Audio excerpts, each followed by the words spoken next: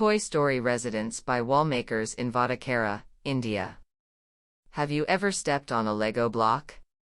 Everyone who has, even once in their lifetime, stepped on one would remember the pain of it. This led us to ponder over two questions: how sturdy is this material, and how much of it is left in everyone's houses after children discard them? Plastic has managed to snake its way into almost every aspect of our daily lives, including 90% of the world's toys, which is a far cry from the old Indian childhoods of outdoor play and wooden toys.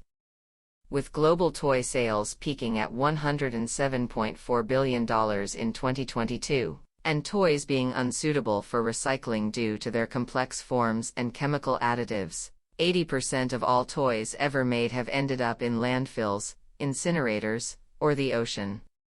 When a project came up in VATAKARA, North Kerala, where the consumption of toys is the highest in the state, the idea was to have a circular home accessible from every side with a veranda supported by toys and old Mangalore tiles.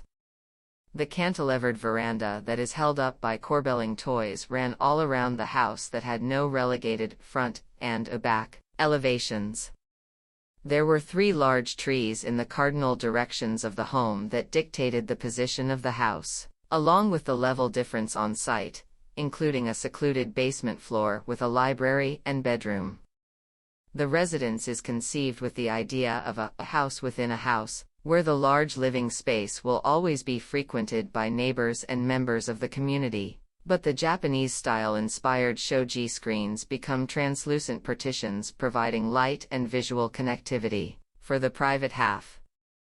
The central courtyard and the composite CSEB toy jolly wall, compressed stabilized earth blocks made from soil from the site, act like perforated external skin that allows for constant cross-ventilation and better insulation.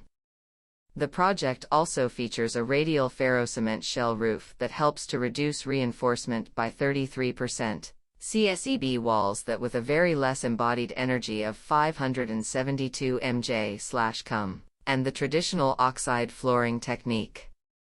But most importantly, the kids in the neighborhood are always frequenting the house to look at and point out their old toys. By using around 6,200 discarded toys, Toy Story manages to preserve the childhood of our generation forever on its walls.